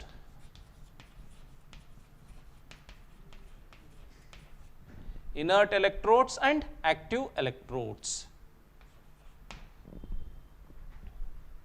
inert electrodes ಅಂದ್ರೆ ಏನು? ಈ ರೀತಿಯ ಎಲೆಕ್ಟ್ರೋಡ್ಸ್ ಎಲೆಕ್ಟ್ರಾಲಿಸಿಸ್ ಪ್ರಕ್ರಿಯೆಯಲ್ಲಿ ಭಾಗವಹಿಸುವುದಿಲ್ಲ. ಅಂದರೆ ಎಲೆಕ್ಟ್ರೋಲೈಟ್ ಪ್ರಕ್ರಿಯೆಯಲ್ಲಿ ಯಾವುದೇ ರೀತಿಯ ಬದಲಾವಣೆಯನ್ನು ಅವುಗಳು ಹೊಂದುವುದಿಲ್ಲ. They are inert electrodes. ಯಾವುದೆಲ್ಲ ಇನರ್ಟ್ ಎಲೆಕ್ಟ್ರೋಡ್ ಆಗ್ಬೋದು? Platinum is an example for inert electrode. ಬಹಳಷ್ಟು ಸಲ ಗ್ರಾಫೈಟ್ನು ಕೂಡ ಇನರ್ಟ್ ಎಲೆಕ್ಟ್ರೋಡ್ ಆಗಿ ಬಳಸ್ತೀವಿ. Active electrodes, electrodes which take part in the electrolysis reaction. Electrolysis ಪ್ರಕ್ರಿಯೆಯಲ್ಲಿ ಭಾಗವಹಿಸುವಂತಹ ಎಲೆಕ್ಟ್ರೋಡ್ಸ್ನ ಆಕ್ಟಿವ್ ಎಲೆಕ್ಟ್ರೋಡ್ಸ್ ಅಂತ ಹೇಳ್ತೀವಿ. These electrodes do not get attacked. These electrodes get attacked. So ಇವುಗಳು ಇನರ್ಟ್ ಎಲೆಕ್ಟ್ರೋಡ್ಸ್, ಆಕ್ಟಿವ್ ಎಲೆಕ್ಟ್ರೋಡ್ಸ್. ಇದು ಒಂದು ಟೈಪ್ ಆಫ್ ಎಲೆಕ್ಟ್ರೋಡ್ಸ್ನಲ್ಲಿ ಬೇರೆ ಬೇರೆ ರೀತಿಯ ಟೈಪ್ಸ್ ಏನು ಅಂತ ಹೇಳಿದ್ದೀವಿ. ಇದಕ್ಕೆ ಉದಾಹರಣೆ ಆಮೇಲಿಂದ ಹೇಳ್ತೀನಿ. ಎರಡನೇದು ನೇಚರ್ ಆಫ್ ಎಲೆಕ್ಟ್ರೋಲೈಟ್. ನಮಗೆ ಗೊತ್ತಿರೋ ಹಾಗೆ ಏನೇನು ಸ್ಟ್ರಾಂಗ್ ಎಲೆಕ್ಟ್ರೋಲೈಟ್, ವೀಕ್ ಎಲೆಕ್ಟ್ರೋಲೈಟ್ ಇದೆ. ಅದನ್ನು ಹೊರತುಪಡಿಸಿ the physical state of electrolyte. ಏನು physical state of electrolyte? Molten electrolyte or aqueous solution. So ಇದು ಮೋಲ್ಟನ್ ಎಲೆಕ್ಟ್ರೋಲೈಟ್ ಇರುತ್ತಾ ಅಥವಾ ಆಕ್ವಿಯಸ್ ಸೊಲ್ಯೂಷನ್ ಇರುತ್ತಾ, ಅದರ ಮೇಲೆ ಪ್ರಾಡಕ್ಟ್ಸ್ ಆಫ್ ಎಲೆಕ್ಟ್ರಾಲಿಸಿಸ್ ಡಿಪೆಂಡ್. ಕೊನೆಯದು ಕಾನ್ಸಂಟ್ರೇಷನ್ ಆಫ್ ಅಯಾನ್ಸ್. ಯಾವ ಅಯಾನ್ ಕಾನ್ಸಂಟ್ರೇಷನ್ ಜಾಸ್ತಿ ಇರುತ್ತೋ ಅದು ಎಲೆಕ್ಟ್ರಾಲಿಸಿಸ್ನಲ್ಲಿ ಭಾಗವಹಿಸುತ್ತೆ. ಯಾವ ಅಯಾನ್ ಕಾನ್ಸಂಟ್ರೇಷನ್ ಕಡಿಮೆ ಇರುತ್ತೋ ಅದು ಭಾಗವಹಿಸೋಲ್ಲ. ಇದಕ್ಕೊಂದು ಉದಾಹರಣೆ ಸಹಿತ ನಾನು ಹೇಳ್ತೀನಿ. ಸೊ ಈಗ 1 ಮಾರ್ಕ್ 2 ಮಾರ್ಕ್ ಪ್ರಶ್ನೆ ಕೇಳೋ, name the factors upon which products of electrolysis depend. Type of electrodes, nature of electrolyte, ಇಷ್ಟೇ ಬರೀರಿ. ಈ ಮೂರನೇದು ಇದೆ, ಆದರೆ ಇದನ್ನು ನಮ್ಮ ಟೆಕ್ಸ್ಟ್ ಬುಕ್ನಲ್ಲಿ ವಿಸ್ತಾರವಾಗಿ ಹೇಳಿಲ್ಲ, ಒಂದೇ ಒಂದು ಉದಾಹರಣೆಯಲ್ಲಿ ಹೇಳಿದ್ದಾರೆ, ಅದನ್ನು ನಾನಿಲ್ಲಿ ಹೇಳ್ತೀನಿ. ಸೊ ಟೈಪ್ ಆಫ್ ಎಲೆಕ್ಟ್ರೋಡ್ಸ್ನಲ್ಲಿ 2 ಟೈಪ್. ಇನರ್ಟ್ ಎಲೆಕ್ಟ್ರೋಡ್ಸ್, ಯಾವೆಲ್ಲ ಎಲೆಕ್ಟ್ರೋಡ್ಸ್ ಎಲೆಕ್ಟ್ರಾಲಿಸಿಸ್ ಪ್ರಕ್ರಿಯೆಯಲ್ಲಿ ಭಾಗವಹಿಸುವುದಿಲ್ಲವೋ, ತಟಸ್ಥವಾಗಿರುತ್ತೋ ಅವುಗಳು ಇನರ್ಟ್ ಎಲೆಕ್ಟ್ರೋಡ್ಸ್. ಉದಾಹರಣೆಗೆ platinum. The electrodes which take part in electrolysis, they are called active electrodes. They get attacked. They do not get attacked. Attackable electrodes, non-attackable electrodes. ಎರಡನೇದೇನು? Nature of electrolyte. Nature of electrolyte ಅಂತ ಹೇಳಿದ್ರೆ strong, weak ಅಂತ ಹೇಳ್ತೀವಲ್ಲ, ಅದನ್ನು ಹೊರತುಪಡಿಸಿ ಇಲ್ಲಿ ಹೇಳ್ತೀವಿ. This is actually the physical state. ಇಲ್ಲಿ ಮೋಲ್ಟನ್ ಎಲೆಕ್ಟ್ರೋಲೈಟ್, ಇಲ್ಲಿ ಆಕ್ವಿಯಸ್ ಸೊಲ್ಯೂಷನ್. ಸೊ ಪರೀಕ್ಷಾ ದೃಷ್ಟಿಯಿಂದ ಕೆಲವೊಂದು ಉದಾಹರಣೆಗಳನ್ನು, ನಿಮ್ಮ ಪಾಠದಲ್ಲಿರುವಂಥ ಪ್ರಶ್ನೆಗಳನ್ನೇ ಇಲ್ಲಿ ತಗೊಂಡು ನಾನು ಚರ್ಚಿಸ್ತೇನೆ.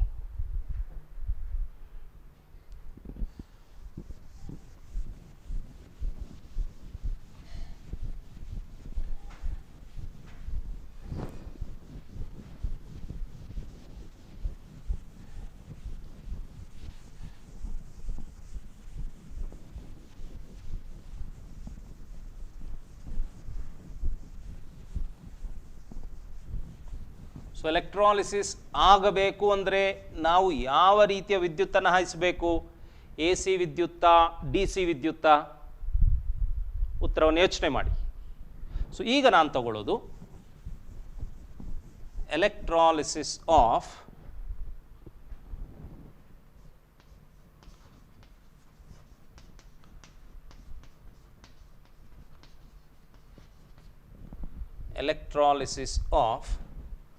molten sodium chloride. ಇನ್ನೊಂದು ಕಡೆ ಎಲೆಕ್ಟ್ರಾಲಿಸಿಸ್ ಆಫ್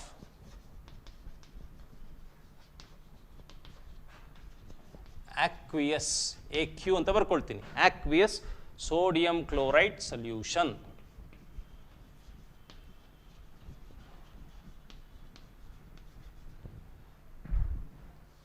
ಸೊ ಈಗ ನಾನು ಮಾಡಬೇಕಾಗಿರೋದೇನು? Products of electrolysis of molten sodium chloride ಏನಂತ ಬರೀಬೇಕು, products of electrolysis of aqueous sodium chloride solution ಏನಂತ ಬರೀಬೇಕು.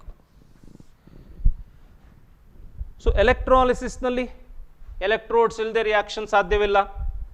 ಆ್ಯನೋಡ್ ಮತ್ತು ಕ್ಯಾಥೋಡ್ ಇರುತ್ತೆ, ನಮಗೆ ಚೆನ್ನಾಗಿ ಗೊತ್ತಿದೆ. Any cell, electrolytic cell or electrochemical cell, at anode oxidation occurs. Oxidation ಅಂದರೆ de electronation, loss of electrons. At cathode reduction occurs. Reduction ಅಂದರೆ ಎಲೆಕ್ಟ್ರೋನೇಷನ್, addition of electron. ಇದು ಮೂಲ ತತ್ವ. ಇದರ ಆಧಾರದ ಮೇಲೆ ಇದನ್ನು ವಿಸ್ತರಿಸೋಣ.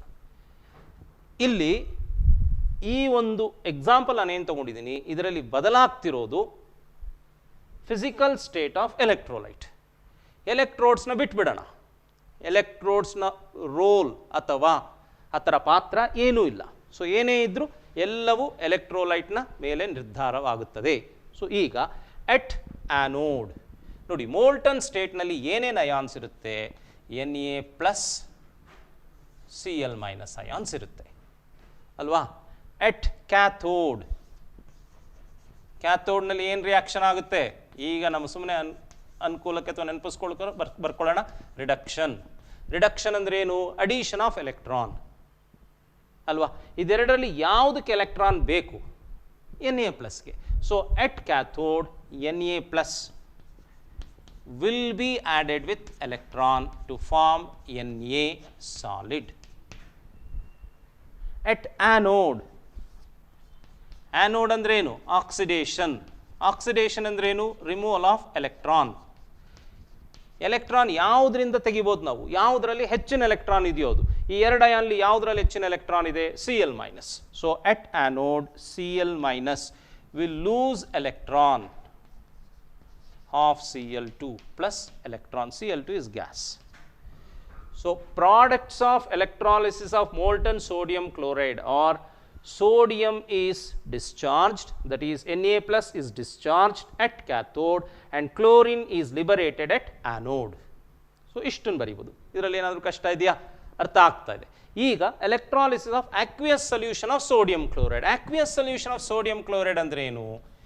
NaCl aqueous will be ionized to Na plus aqueous plus Cl minus aqueous. ಇಷ್ಟೇ ಇದೆಯಾ? ಇಲ್ಲ. ಇದ್ರ ಜೊತೆಗೆ ನೀರು ಇದೆ. H2O liquid, H plus plus OH minus.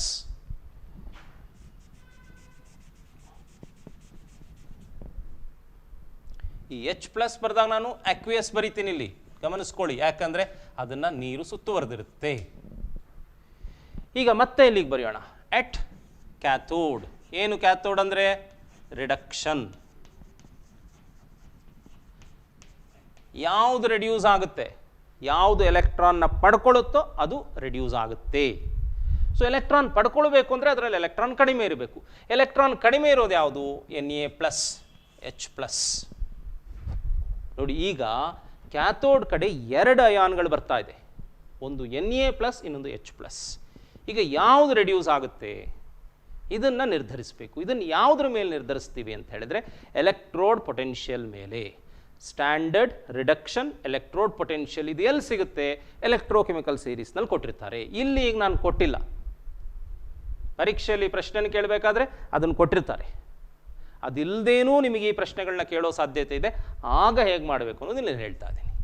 So ನಾವು Na plus and H plus they approach cathode. Na ಪ್ಲಸ್ಗೆ ಒಂದು ಎಲೆಕ್ಟ್ರಾನ್ ಬೇಕು, H ಪ್ಲಸ್ಗೂ ಒಂದು ಎಲೆಕ್ಟ್ರಾನ್ ಬೇಕು. ಯಾವುದು ರೆಡ್ಯೂಸ್ ಆಗುತ್ತೆ ಇದನ್ನು ನಾವೀಗ ನಿರ್ಧರಿಸಬೇಕು. ಸೊ ಇದನ್ನು ನಿರ್ಧರಿಸಲಿಕ್ಕೆ ಯಾವುದಾದ್ರು ಒಂದು ಸಹಾಯ ಬೇಕಲ್ವಾ? ಅದನ್ನು ಎಲೆಕ್ಟ್ರೋಡ್ ಪೊಟೆನ್ಷಿಯಲ್ ವ್ಯಾಲ್ಯೂ ಮೇಲೆ ನಿರ್ಧಾರ ಮಾಡ್ತೀವಿ. Higher the reduction electrode potential it gets discharged. ಯಾವುದಕ್ಕೆ ಹೆಚ್ಚಿನ SRP ವ್ಯಾಲ್ಯೂ ಇರುತ್ತೋ ಅದು ರೆಡ್ಯೂಸ್ ಆಗುತ್ತೆ. ಎಲೆಕ್ಟ್ರೋಕೆಮಿಕಲ್ ಸೀರೀಸ್ನ ಕಣ್ಣು ಮುಂದೆ ತಂದುಕೊಂಡಾಗ ನಿಮಗೆ ಗೊತ್ತಾಗುತ್ತೆ Na plus SRP is lower than SRP of H plus. H ಪ್ಲಸ್ದು 0. Hydrogen electrode potential is 0.00 volt. ಚೆನ್ನಾಗಿ ನೆನ್ಪಿಟ್ಕೊಳ್ಳಿ. ಸೋಡಿಯಮ್ದು ಅದಕ್ಕಿಂತ ಕಡಿಮೆ ಇರುತ್ತೆ, ನೆಗೆಟಿವ್. ಆವಾಗ ಯಾವುದು ಡಿಸ್ಚಾರ್ಜ್ ಆಗಬೇಕು? Hydrogen should discharge. So at cathode hydrogen will be discharged. ಈ ಹೈಡ್ರೋಜನ್ ಡಿಸ್ಚಾರ್ಜ್ನ ನಾನು ಈ ರೀತಿಯೇ ತೋರಿಸ್ಬಿಡ್ತೀನಿ ಇಲ್ಲಿ. H plus aqueous plus electron that gives you half H2 gas. ನೋಡಿ ವ್ಯತ್ಯಾಸವನ್ನು ಗಮನಿಸ್ತಾ ಇದ್ದೀರಾ, ಇಲ್ಲಿ ಸೋಡಿಯಂ ರೆಡ್ಯೂಸ್ ಆಯಿತು, ಆದರೆ ಈ ಕೇಸ್ನಲ್ಲಿ ಹೈಡ್ರೋಜನ್ ಈಸ್ ಗೆಟಿಂಗ್ ರಿಡ್ಯೂಸ್ಡ್. ಇದು ವ್ಯತ್ಯಾಸ ಯಾತ್ರಿಂದ ಆಗ್ತಿದೆ? It is aqueous sodium chloride solution, ಇದು molten sodium chloride solution. At ಆ್ಯನೋಡಿಗೆ ಬರೋಣ. ಆ್ಯನೋಡ್ಲೇನು? ಆಕ್ಸಿಡೇಷನ್. ಆಕ್ಸಿಡೇಷನ್ ಅಂದ್ರೇನು? De electronation, removal of electrons. ಯಾವುದೆಲ್ಲ ಎಲೆಕ್ಟ್ರಾನ್ ರಿಚ್ ಸ್ಪೀಶೀಸ್ ಅಥವಾ ಅಯಾನ್ಸ್ ಇದೆ? Cl minus OH minus. ಇವೆರಡು ಆ್ಯನೋಡ್ ಕಡೆ ಹೋಗುತ್ತೆ. ಇದರಲ್ಲಿ ಯಾವುದು ಆಕ್ಸಿಡೇಷನ್ ಆಗುತ್ತೆ ಅನ್ನೋದನ್ನು ನಿರ್ಧರಿಸಬೇಕು, ಮತ್ತು ಅದನ್ನು ನಿರ್ಧರಿಸುವಂಥ ಅಂಶ ಎಲೆಕ್ಟ್ರೋಡ್ ಪೊಟೆನ್ಷಿಯಲ್. ಈಗ ಆಕ್ಸಿಡೇಷನ್ ಅಲ್ವಾ, ಅದರಿಂದ ಆಕ್ಸಿಡೇಷನ್ ಎಲೆಕ್ಟ್ರೋಡ್ ಪೊಟೆನ್ಷಿಯಲ್ ತಗೊಳ್ಳೋಣ. ಯಾವ ಅಯಾನ್ನ ಆಕ್ಸಿಡೇಷನ್ ಎಲೆಕ್ಟ್ರೋಡ್ ಪೊಟೆನ್ಷಿಯಲ್ ಜಾಸ್ತಿ ಇದೆಯೋ ಅದು ಆಕ್ಸಿಡೈಸ್ ಆಗುತ್ತೆ. ಸೊ ಇವೆರಡರಲ್ಲಿ ಮತ್ತೊಂದು ಸಲ ಎಲೆಕ್ಟ್ರೋಕೆಮಿಕಲ್ ಸೀರೀಸ್ನೇ ಮನಸ್ಸಿಗೆ ನೆನಪಿಗೆ ತಂದುಕೊಂಡಾಗ ನಮಗೆ ಕಾಣಸಿಗೋದು oxidation potential of chlorine, water. ಇವೆರಡರ ಮಧ್ಯೆ ಒಂದು ಕಾಂಪಿಟೇಷನ್ ಇದೆ. ಆ ವ್ಯಾಲ್ಯೂಸ್ ಪ್ರಕಾರ OH ಮೈನಸ್ ಶುಡ್ ಬಿ, ಆದರೆ kinetically the reaction is very slow, therefore chlorine will be liberated. So at anode the reaction is Cl minus aqueous will lose electron of Cl2 gas plus electron. So products of electrolysis of aqueous sodium chloride solution are at cathode hydrogen, at anode chlorine. ಎಲೆಕ್ಟ್ರೋಡ್ಸ್ನಲ್ಲಾಯಿತು. ಇನ್ನು ಏನು ಉಳ್ಕೊಂಡಿದೆ ನೋಡಿ, Na plus Cl ಮೈನಸ್ನಲ್ಲಿ Cl minus ಹೊರಟೋಯ್ತು, H plus ಹೊರಟೋಯ್ತು, ಉಳ್ಕೊಳ್ಳೋದೇನು? NaOH. So we get the product NaOH. So ಈ ಒಂದು ಎಲೆಕ್ಟ್ರಾಲಿಸಿಸ್ನ ಬಹುಮುಖ್ಯವಾದ ಬೈ ಪ್ರಾಡಕ್ಟ್, ಉಪ ಉತ್ಪನ್ನ ಸೋಡಿಯಂ ಹೈಡ್ರಾಕ್ಸೈಡ್ ಆಗಿರುತ್ತೆ.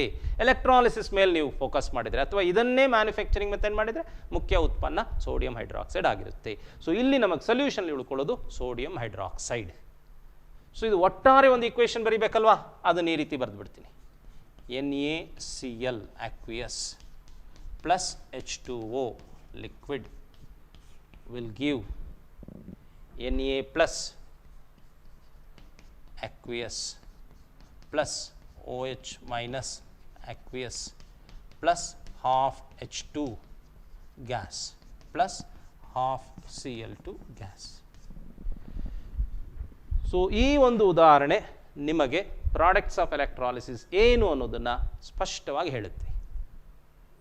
ಸೊ ಇದು ಯಾವುದ್ರ ಮೇಲೆ ಆಧಾರವಾಗಿದೆ? The physical state of electrolyte, ಅದನ್ನು ನೇಚರ್ ಆಫ್ ಎಲೆಕ್ಟ್ರೋಲೈಟ್ ಅಂತ ಹೇಳಿದ್ದೀವಿ. ಸ್ಟ್ರಾಂಗ್ ಮತ್ತು ವೀಕ್ ಎಲೆಕ್ಟ್ರೋಲೈಟನ್ನು ಹೊರತುಪಡಿಸಿ ಯಾವ ಅಂಶದ ಮೇಲೆ ಅಂದರೆ molten state or aqueous solution.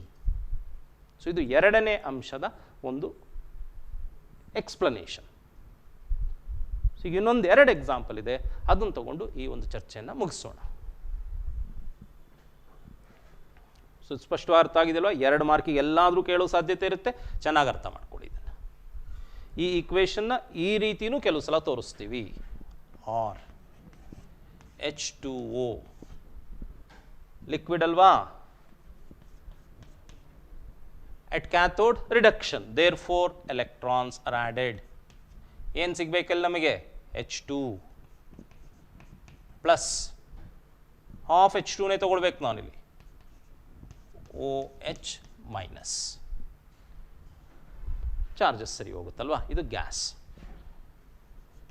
ಇದು ಆಕ್ವಿಯಸ್. ಸೊ ಇದನ್ನು ಅಥವಾ ಈ ರೀತಿ ಬರೀಬೋದು. ಇಲ್ಲಿ ವ್ಯಾಲ್ಯೂಸ್ ಯಾವುದೂ ತೊಗೊಂಡಿಲ್ಲ, ಯಾಕಂದರೆ ವ್ಯಾಲ್ಯೂಸ್ ಎಲ್ಲ ನೆನಪಿನಲ್ಲಿ ಇಟ್ಕೊಳ್ಳೋಂಥ ಕೆಲಸ ಅಲ್ಲ, ಅದನ್ನು ಅರ್ಥ ಮಾಡ್ಕೊಳ್ಬೇಕು. ಆ ಒಂದು ಕಲ್ಪನೆಯನ್ನು, ಆ ಕಾನ್ಸೆಪ್ಟ್ ಅರ್ಥ ಆದಾಗ ಇದನ್ನು ನೀವು ಸುಲಭವಾಗಿ ಮಾಡ್ಬೋದು. ಆದರೆ ಪರೀಕ್ಷಾ ದೃಷ್ಟಿಯಿಂದ ನಾನು ಇದನ್ನು ಈ ರೀತಿಯಾಗಿ ಹೇಳ್ಕೊಡ್ತಾ ಇದ್ದೀನಿ. ಸೊ ಈಗ ಮುಂದಕ್ಕೆ ಹೋಗೋಣ.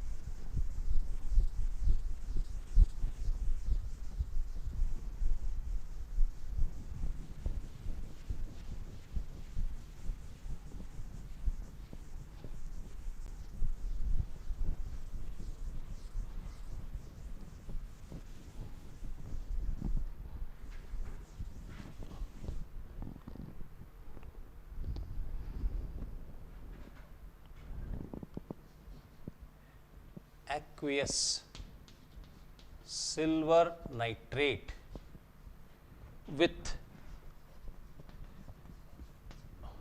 platinum electrodes.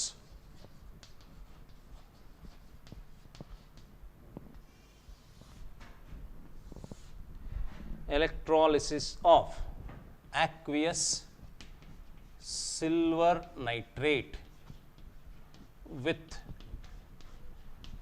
silver electrodes.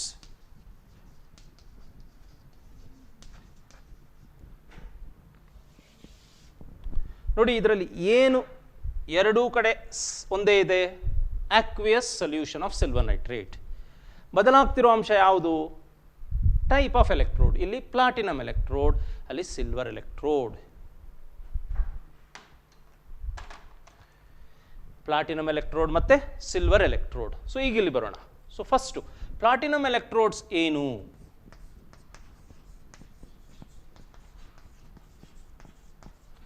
Are inert. These electrodes are not attacked. They do not take part in the reaction. They are inert electrodes. So ಈ ಒಂದು ಸನ್ನಿವೇಶದಲ್ಲಿ ಎಲೆಕ್ಟ್ರೋಡ್ನ ಯಾವುದೇ ಪಾತ್ರ ಇರುವುದಿಲ್ಲ. ಎಲ್ಲವೂ ಯಾವುದ್ರ ಮೇಲೆ ನಿರ್ಧಾರ ಆಗಿರುತ್ತೆ? aqueous solution of electrolyte. So ಈಗ aqueous solution of silver nitrate ಅಂದ್ರೆ ಏನಿರುತ್ತೆ? Silver nitrate aqueous that will ionize to give Ag plus aqueous plus NO3 minus aqueous. ಮತ್ತು ಇನ್ನೊಂದು ಏನಿರುತ್ತೆ? Water. H plus aqueous, OH minus aqueous. ನೋಡಿ, ಇಲ್ಲಿ H2O liquid ಬರಿತಾ ಇದ್ದೀನಿ, ಇಲ್ಲಿ H ಪ್ಲಸ್ ಬರದ ತಕ್ಷಣ aqueous ಯಾಕೆ ಹೇಳ್ತಿದ್ದೀನಿ? H plus ion will be surrounded by water molecules. ಎಲ್ಲ ವಾಟರ್ ಮಾಲಿಕ್ಯೂಲ್ ಅಯಾನ್ಸ್ ಆಗ್ತಾ ಇಲ್ಲ. ಹೆಚ್ಚಿನದು ವಾಟರ್ ಮಾಲಿಕ್ಯೂಲ್ ಆಗೇ ಇರುತ್ತೆ. ಯಾವುದೆಲ್ಲ ಅಯಾನ್ ಆಗುತ್ತೆ ಅದನ್ನು ಮತ್ತೆ ವಾಟರ್ ಮಾಲಿಕ್ಯೂಲ್ ಸುತ್ತುವರಿಯುತ್ತೆ, ಅದರಿಂದ ಆಕ್ವಿಯಸ್ ಅಂತ ಹೇಳ್ತೀನಿ. ಅದೇ ರೀತಿ OH ಮೈನಸ್. ಸೊ ಈಗ ಮೊದಲು ಏನು ಬರೆಯೋಣ? ಎಟ್ ಕ್ಯಾಥೋಡ್. ಕ್ಯಾಥೋಡ್ನಲ್ಲಿ ಏನಾಗುತ್ತೆ? ರಿಡಕ್ಷನ್. ಕ್ಯಾಥೋಡ್ನಲ್ಲಿ ಏನಾಗುತ್ತೆ? ರಿಡಕ್ಷನ್. ಯಾವ್ಯಾವ ಅಯಾನ್ ರೆಡ್ಯೂಸ್ ಆಗ್ಲಿಕ್ಕೆ ರೆಡಿ ಇದೆ? ಯಾವುದೆಲ್ಲ ಪಾಸಿಟಿವ್ ಚಾರ್ಜ್ ಇರುತ್ತೋ ಅವುಗಳು ರೆಡ್ಯೂಸ್ ಆಗ್ಲಿಕ್ಕೆ ರೆಡಿ ಇದೆ. ಯಾವ್ಯಾವ್ದು positive ion? Ag plus H plus. ಇವೆರಡು ಕ್ಯಾಥೋಡ್ ಕಡೆ ಹೋಗುತ್ತೆ. ಆದರೆ ಯಾವುದು ರೆಡ್ಯೂಸ್ ಆಗುತ್ತೆ ಅನ್ನೋದನ್ನು ಯಾವುದರ ಆಧಾರದಿಂದ ನಿರ್ಧರಿಸಬೇಕು ನಾವು? SRP value, standard reduction potential. Higher the standard reduction potential, easier is the reduction. ಅದು ಮೊದಲು ರೆಡ್ಯೂಸ್ ಆಗುತ್ತೆ. ಈಗ between Ag plus and H plus, between Ag plus and H plus ಯಾವುದು ರೆಡ್ಯೂಸ್ ಆಗುತ್ತೆ? Ag plus will be reduced. Ag plus will be reduced. Ag plus aqueous. Reduced ಅಂದ್ರೆ ಏನು? Add an electron to form silver salt. So ಇದಾದ ತಕ್ಷಣ ಒಂದು comparison ಕೊಡ್ತೀನಿ, ಅವಾಗ ಸ್ವಲ್ಪ ಖುಷಿ ಅನಿಸುತ್ತೆ ಮತ್ತು ಅರ್ಥ ಆಗುತ್ತೆ. ನೆಕ್ಸ್ಟ್, ಎಟ್ ಆ್ಯನೋಡ್. ಆ್ಯನೋಡ್ ಅಂದ್ರೆ ಏನು? At anode oxidation occurs. ಅಲ್ವಾ? ಯಾವುದೆಲ್ಲ ಆಕ್ಸಿಡೈಸ್ ಆಗ್ಲಿಕ್ಕೆ ರೆಡಿ ಇರುತ್ತೆ? ಯಾವುದೆಲ್ಲ ಆನಯಾನ್ಸ್ ಇರುತ್ತೆ ಅವುಗಳೆಲ್ಲ ಆಕ್ಸಿಡೈಸ್ ಆಗ್ಲಿಕ್ಕೆ ರೆಡಿ ಇರುತ್ತೆ. ಇಲ್ಲಿ ಯಾವ್ಯಾವ್ದು ಆನಯಾನ್ಸ್? NO3 ಮೈನಸ್ ಮತ್ತು OH minus. Between NO3 minus OH minus ಯಾವುದು ಆಕ್ಸಿಡೈಸ್ ಆಗುತ್ತೆ? ಯಾವುದರ ಸ್ಟ್ಯಾಂಡರ್ಡ್ ಆಕ್ಸಿಡೇಷನ್ ಪೊಟೆನ್ಷಿಯಲ್ ಜಾಸ್ತಿ ಇರುತ್ತೋ ಅದು ಆಕ್ಸಿಡೈಸ್ ಆಗುತ್ತೆ. ಸೊ ಇಲ್ಲಿ ವ್ಯಾಲ್ಯೂ ಗೊತ್ತಿಲ್ಲ, ಎಲೆಕ್ಟ್ರೋಕೆಮಿಕಲ್ ಸೀರೀಸ್ನ ಆಧಾರವಾಗಿ ಇಟ್ಕೊಂಡು ನಾನು ಇದನ್ನು ಹೇಳ್ತಾ ಇದ್ದೀನಿ. OH minus will be oxidized in preference to NO3 minus. So ಆ OH ಮೈನಸ್ ಆಕ್ಸಿಡೈಸ್ ಆಗೋದನ್ನು ನಾನು OH ಮೈನಸ್ ಅಲ್ಲಿ ತೋರಿಸಲ್ಲ, H2O ನಲ್ಲಿ ತೋರಿಸ್ತೀನಿ. ಅದನ್ನು ನೆನಪಲ್ಲಿ ಇಟ್ಕೊಳ್ಳಿ. ಇಲ್ಲಿ ನಾನು ಬರೆಯೋದು H2O ಲಿಕ್ವಿಡ್. ಆಕ್ಸಿಡೇಷನ್ ಅಂದ್ರೆ ಏನು? Loss of electrons. So this will be oxidised. So whenever water is oxidized, oxygen is liberated. So first ಸಿಗೋದು half O2 gas plus 2H plus. ಅದರಿಂದ 2 electron. So products of electrolysis ಏನು? Silver deposit ಆಗೋಯ್ತು, oxygen liberate ಆಯಿತು, ಉಳ್ಕೊಳ್ಳೋದೇನು? H plus and NO3 minus. ಈ OH minus ಇಲ್ಲ, OH minus ಇಂದನೇ oxygen ಬರ್ತಾ ಇರೋದು. H plus and NO3. So the solution becomes acidic.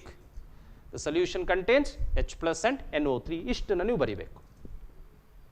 So ಈಗ ಇಲ್ಲೊಂದು ಪಾಯಿಂಟ್ ಹೇಳ್ಬಿಡ್ತಾ ಇದ್ದೀನಿ, ಬಹುಶಃ ಇಲ್ಲಿ ನಿಮಗೆ ಕಾಣಿಸ್ಬಹುದು ಅಂದ್ಕೊಂಡು ಇಲ್ಲಿ ಬರೀತೀನಿ ಅಥವಾ ಆ ಕಡೆ ಬರಿತೀನಿ ಅದನ್ನು. ಏನದು? ಎಟ್ cathode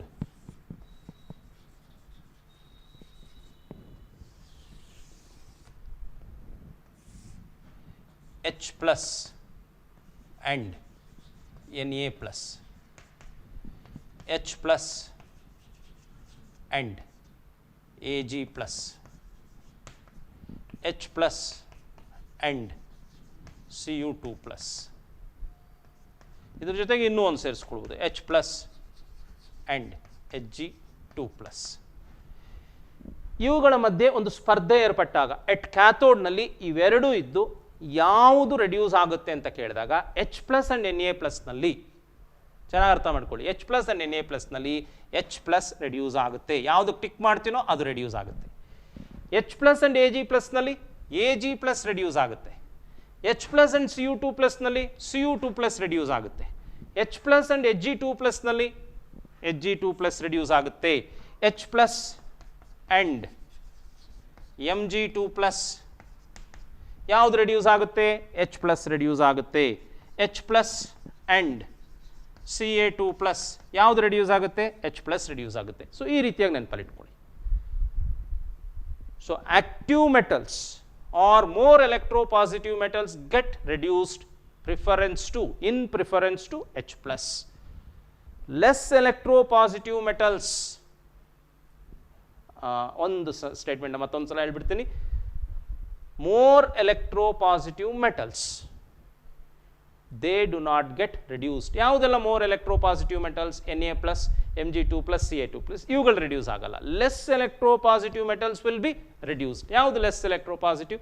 Ag plus, Cu2 plus, Hg2 plus. So ನಾನು ಒಟ್ಟಿಗೆ ಬರೆದುಬಿಟ್ಟಿದ್ದೀನಿ, ಇದು ನೀವು ಸರಿಯಾಗಿ ಅರ್ಥ ಮಾಡ್ಕೊಳ್ಳಿ. ಸೊ ಇದು ಆಯಿತು. ಈಗ ಇಲ್ಲಿಗೆ ಬರೋಣ. Electrolysis of aqueous solution of silver nitrate with silver electrodes. ಇದೇ ರೀತಿ ಆಯಿತು. ಇಲ್ಲಿ ಸಿಲ್ವರ್ ಎಲೆಕ್ಟ್ರೋಡ್ಸ್ ಇದೆ.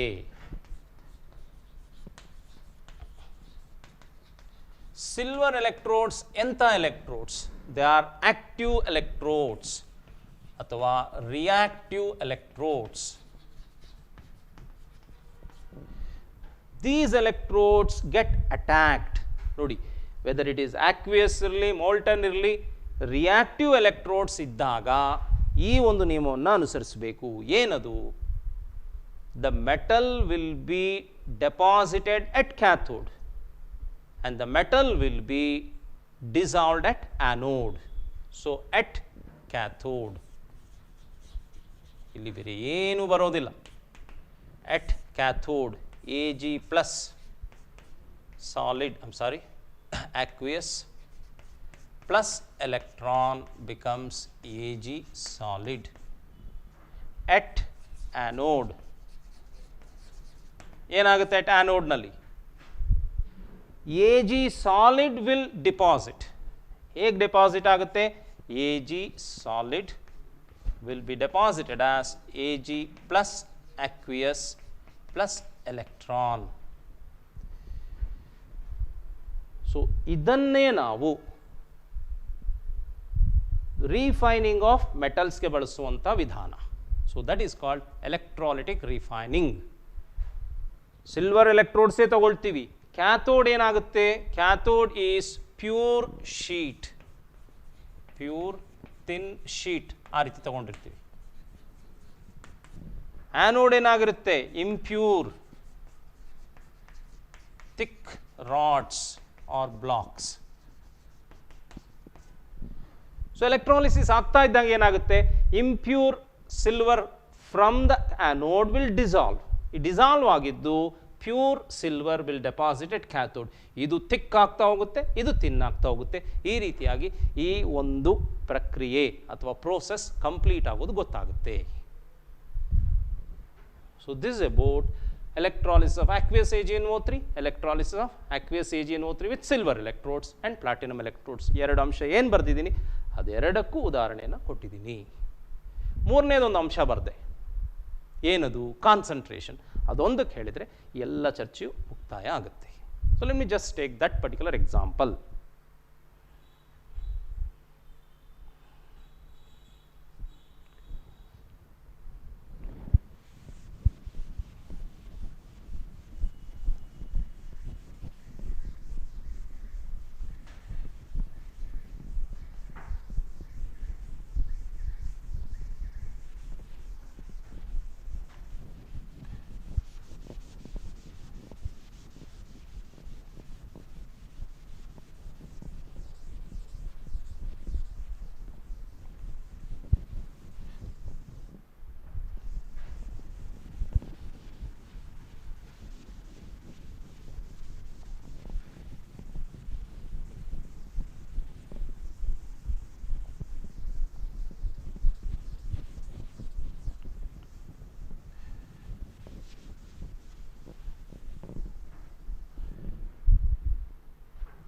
electrolysis of dilute aqueous solution of sulfuric acid. Electrolysis of concentrated aqueous solution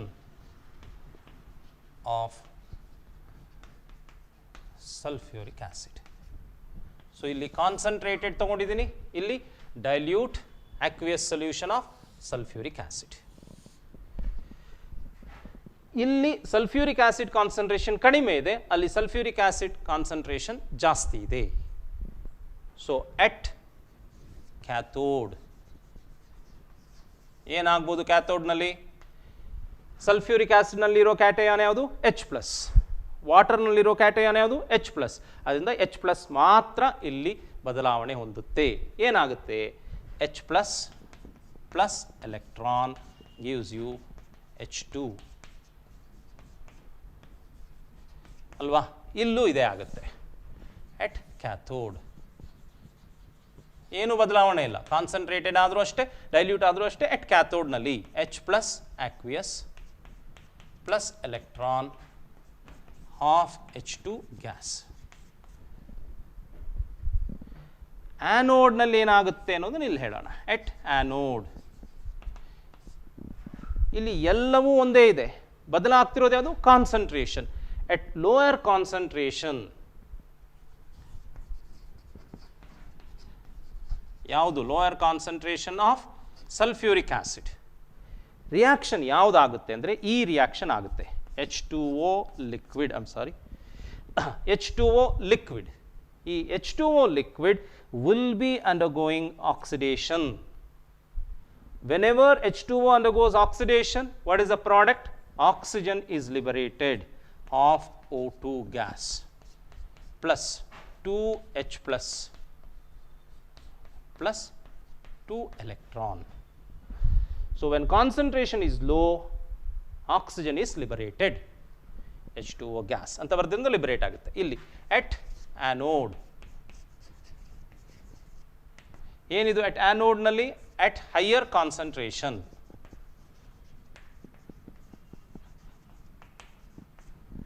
so at higher concentration of sulfuric acid ಆವಾಗ ಯಾವ ion reduce ಆಗುತ್ತೆ, oxidise ಆಗುತ್ತೆ ಅಂದರೆ ಸಲ್ಫೇಟ್ ಅಯಾನ್. ರಿಯಾಕ್ಷನ್ ಇದಾಗಿರುತ್ತೆ. 2SO4 2- aqueous 2SO4 2- aqueous that will be oxidized to S2O8 2- aqueous plus 2 electron. ನೋಡಿ ವ್ಯತ್ಯಾಸ ಇಷ್ಟೇ. ಇಲ್ಲಿ ಆಕ್ಸಿಜನ್ ಲಿಬರೇಟ್ ಆಗ್ತಿದೆ, ಅಲ್ಲಿ ಪರ್ಸಲ್ಫೇಟ್ S2O8 ಪ್ಲಸ್ ಎಲೆಕ್ಟ್ರಾನ್. ಇಲ್ಲಿ ಸಲ್ಫೇಟ್ ಅಯಾನ್ ಆಕ್ಸಿಡೈಸ್ ಆಗುತ್ತೆ, ಇಲ್ಲಿ H2O ಆಕ್ಸಿಡೈಸ್ ಆಗುತ್ತೆ. ಇದು ಕಾನ್ಸಂಟ್ರೇಷನ್ನ ಪರಿಣಾಮ. ವಿದ್ಯಾರ್ಥಿಗಳೇ, ಈ ಇಷ್ಟು ವಿಷಯಗಳು ಎಲೆಕ್ಟ್ರೋಕೆಮಿಸ್ಟ್ರಿಯಲ್ಲಿ ಇರುತ್ತೆ. ಪರೀಕ್ಷಾ ದೃಷ್ಟಿಯಿಂದ ನಿಮ್ಮ ಲೆಕ್ಚರರ್ಸ್ ಈಗಾಗಲೇ ನಿಮಗೆ ಭಾಳಷ್ಟು ಸಲಹೆ, ಸೂಚನೆ, ಮಾರ್ಗದರ್ಶನ ನೀಡಿರ್ತಾರೆ. ಅವುಗಳನ್ನು ಚಾಚೂ ತಪ್ಪದೆ ಪಾಲಿಸಿ. ಈ ತರಗತಿಗಳನ್ನ ನೋಡಿ ವಿಷಯಗಳನ್ನು ಅರ್ಥ ಮಾಡಿಕೊಳ್ಳಲಿಕ್ಕೆ ನಿಮಗೆ ಸಹಾಯ ಆಗುತ್ತೆ. And I request you to like, share and subscribe our channel. ಮತ್ತು ಈ ಪಾಠಗಳು, ಭಾಳಷ್ಟು ಪಾಠಗಳು 1 ಗಂಟೆ ಒಳಗಡೆ ಇರುತ್ತೆ. ಆದ್ದರಿಂದ ಈ ಎಲ್ಲೆಲ್ಲಿ ನಿಮಗೆ ಸಮಯ ಸಿಗುತ್ತೋ ಅಲ್ಲಲ್ಲಿ ಇದನ್ನು ಮತ್ತೊಂದು ಸಲ ಪುನರಾವರ್ತನೆ ಮಾಡಿ, revise it, and I am sure you can get well prepared to face the examination. ಸಿಕ್ಕಿರುವ ಸಮಯ ಮತ್ತು ಅವಕಾಶವನ್ನು ಸದುಪಯೋಗ ಪಡಿಸ್ಕೊಳ್ಳಿ. I wish you all the best. Thank you.